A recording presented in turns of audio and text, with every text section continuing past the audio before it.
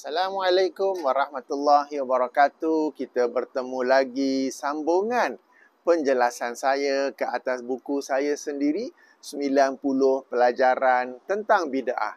Kita masih lagi dalam bab mengkaji majlis tahlil dan sebagaimana yang saya janji dalam video sebelum ini, dalam video kali ini saya akan kupas pula beberapa riwayat yang menerangkan ataupun yang seolah-olah memberi gambaran bahawa para sahabat radhiyallahu anhum mereka ini menganjurkan majlis tahlil dan majlis makan-makan sempena kematian, ya.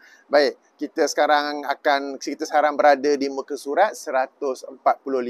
Sebelum itu kepada para penonton yang baru saja menemui video ini, selamat datang. Cuma saya nak bagi tahu ini adalah video bersiri yang merupakan siri penjelasan saya ke atas buku saya 90 pelajaran tentang bid'ah. Sangatlah disyorkan agar tuan-tuan dan puan-puan menonton daripada awal. Macam mana nak tahu daripada awal tu di mana? Okey, sila ke saluran YouTube saya, lihat bahagian playlist ataupun senarai mainan kalau terjemahan harfiah. Dan cari playlist 90 pelajaran tentang bid'ah, dan di situ saya telah pun menyusun video-videonya mengikut tertib. Jadi boleh tonton di situ. Baik, itu yang pertama. Yang kedua, alhamdulillah daripada video saya yang lepas tentang mengkaji majlis tahlil, ada yang memberi komen, ada yang memberi feedback ataupun bertanya, okey, jika majlis tahlil ini adalah satu bid'ah, maka apakah alternatif yang ada? Jadi tuan-tuan dan puan-puan, sama ada yang bertanya ataupun sekarang ini baru tertanya-tanya, saya ada buku yang tajuknya Wahai Ibu, Wahai Ayah, di mana dalam buku itu saya menerangkan keutamaan, kepentingan berbuat baik kepada ibu bapa, dan kemudiannya saya menerangkan cara-cara berbuat baik kepada ibu bapa, baik ketika mereka masih hidup ataupun setelah meninggal dunia. Jadi, apakah ganti kepada majlis tahlil ni? Mari kita rujuk apakah petunjuk daripada Al-Quran dan As-Sunnah tentang bagaimana kita sebagai anak dapat berbuat baik kepada ibu bapa kita setelah mereka meninggal dunia. Bukan sekadar buku itu saya bagi link di bahagian description. Mana nak cari description? Exit video ini, tag pada tajuk, dan di situ ada description, saya ada bagi link untuk buku itu, boleh baca secara percuma, ya. Jadi ia bukan sekadar bentuk buku, saya pun ada siri video yang menjelaskan buku saya itu, siri video Wahai Ibu, Wahai Ayah, dalam satu playlist yang khas juga ada saya bagi di bahagian description, sila tonton di sana, ya. Baik, kita mulakan dengan beberapa riwayat, ya. Beberapa riwayat. Riwayat pertama yang agak masyhur daripada Tawus. Tawus rahimahullah ini adalah seorang tokoh, seorang imam, seorang ilmuwan daripada kalangan tabi'in yang meninggal dunia pada tahun 106 Hijrah. Okey, beliau berkata, saya baca, kita di muka surat 145, Innal mauta yuftanuna fi kuburihim sab'an fakanu yastahibbuna an yut'ama anhum tilkal ayyam. Sesungguhnya orang-orang yang mati, orang yang telah meninggal dunia diuji dalam kubur mereka selama 7 hari. Maka mereka, tak dikatakan siapa mereka, tetapi memandangkan beliau seorang tabi'in. Tabi'in ini belajar daripada para sahabat. Maka mereka di sini merujuk pada para sahabat, ya.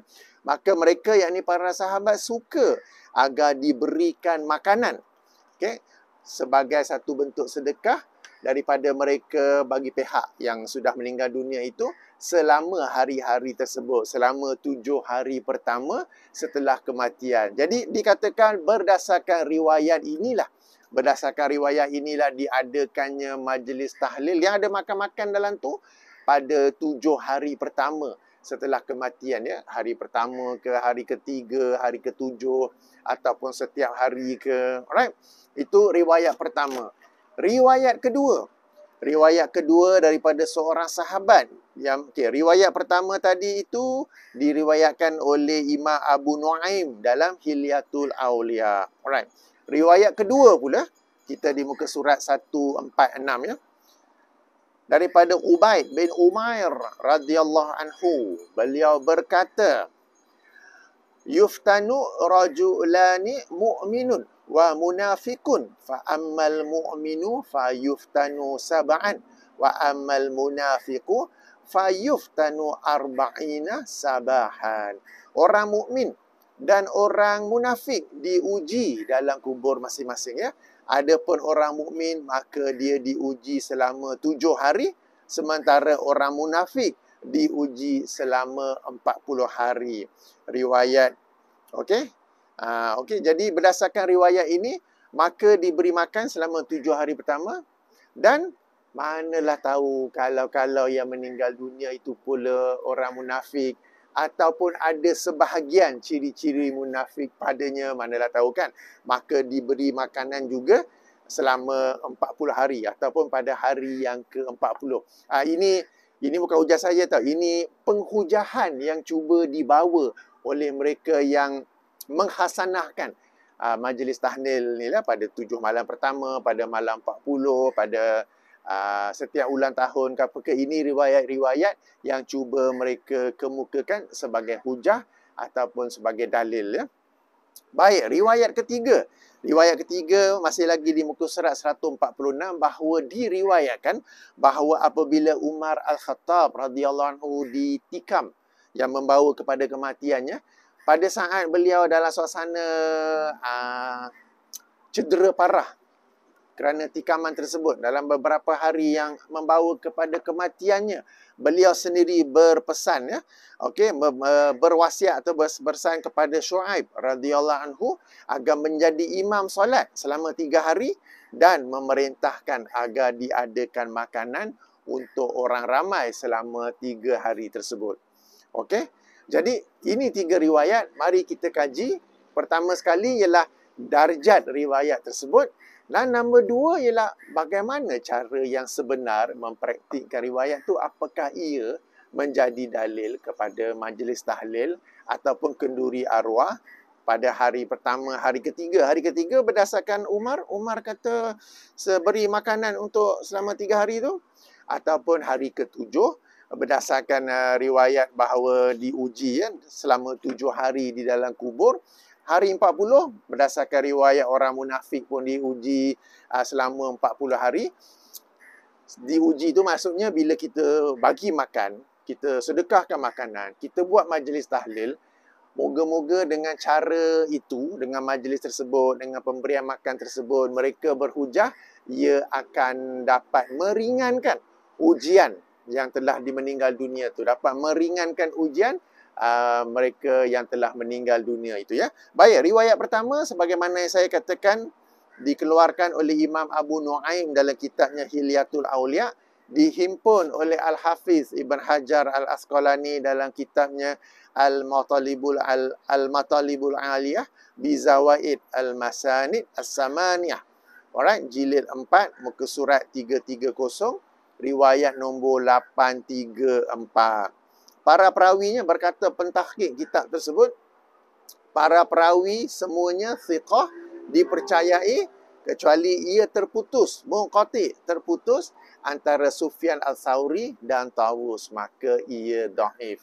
Riwayat yang pertama tadi tu dhaif. Riwayat yang kedua, yang orang mukmin diuji selama 7 hari, orang munafik diuji selama 40 hari itu, riwayat itu secara bersanad saya tidak jumpa dalam mana-mana rujukan.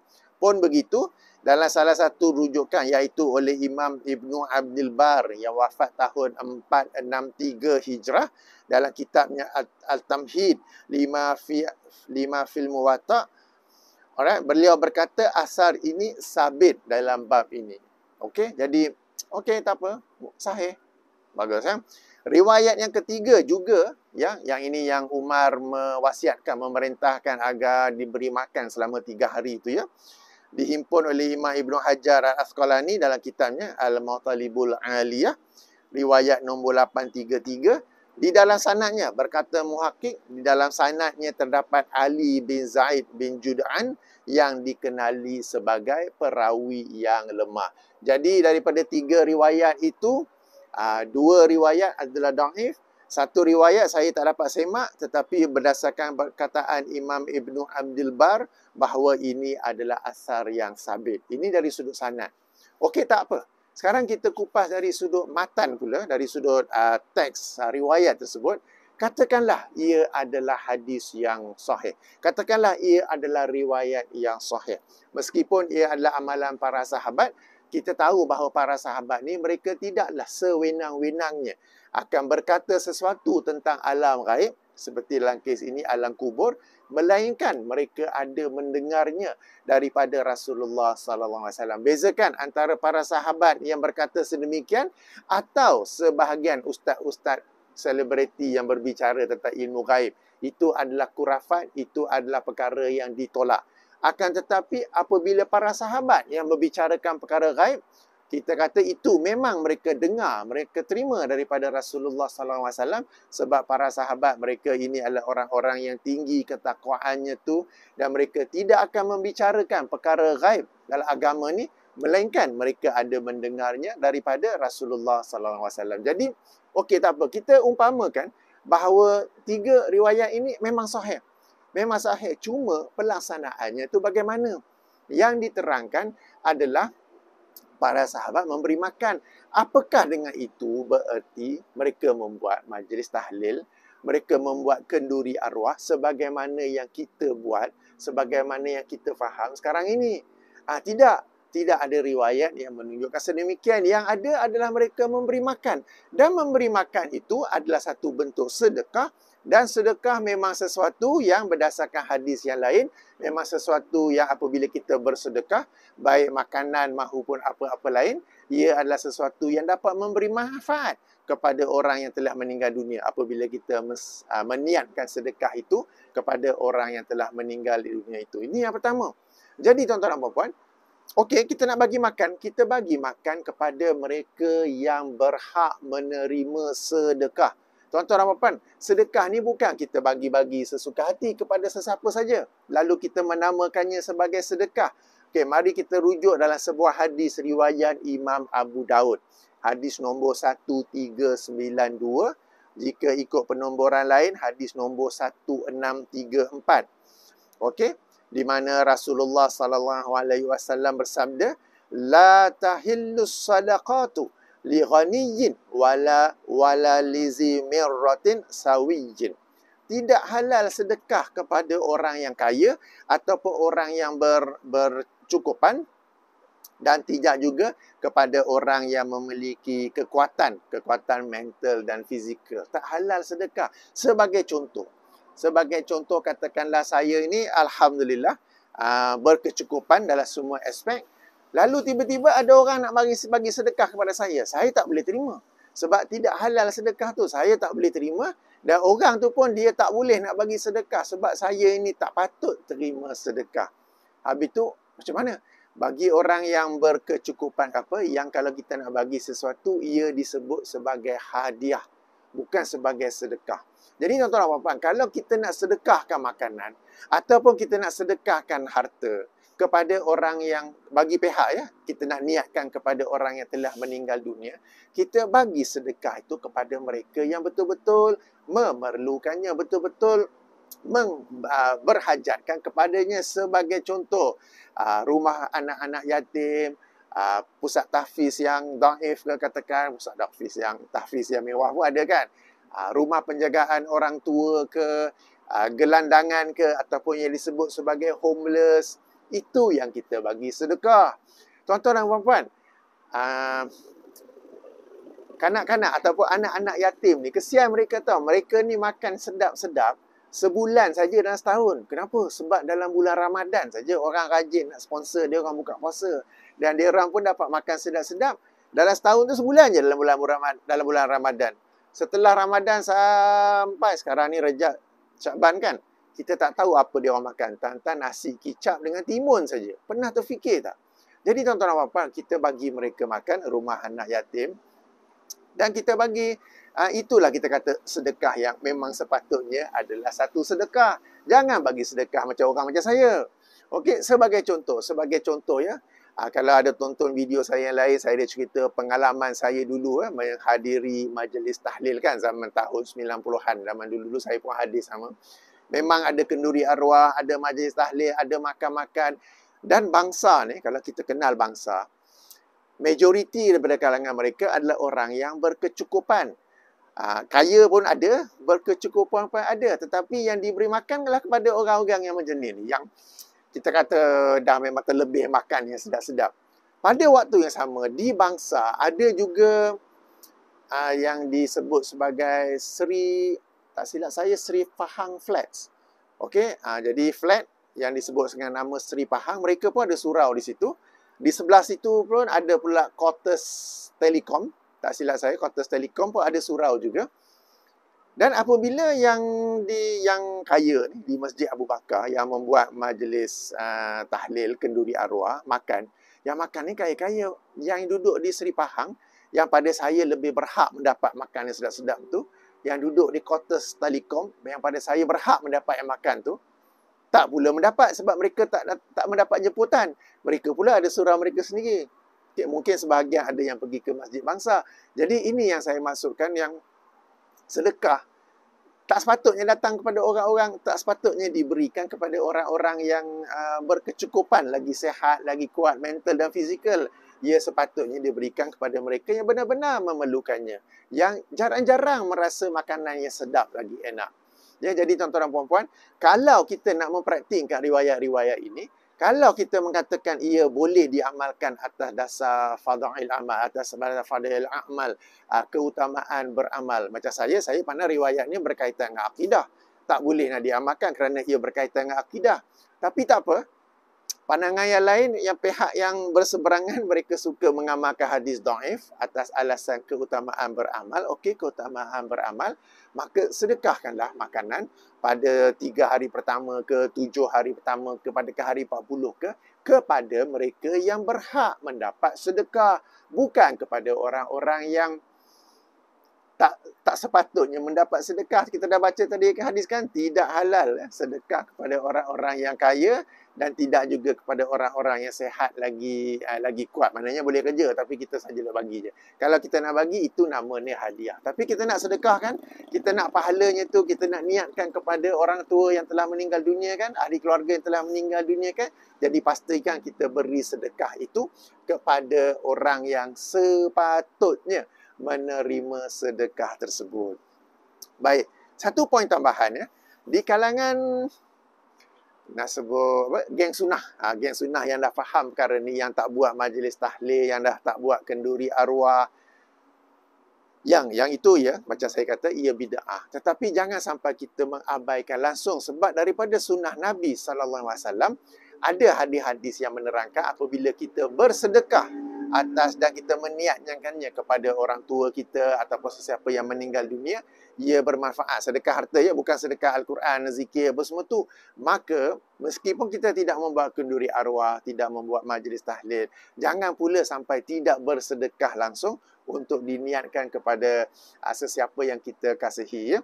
Jadi ayuh kita memperbanyakkan sedekah macam saya sebut tadi, rumah anak yatim, pusat tahfiz yang dhaif, gelandangan, NGO yang menguruskan gelandangan ni homeless.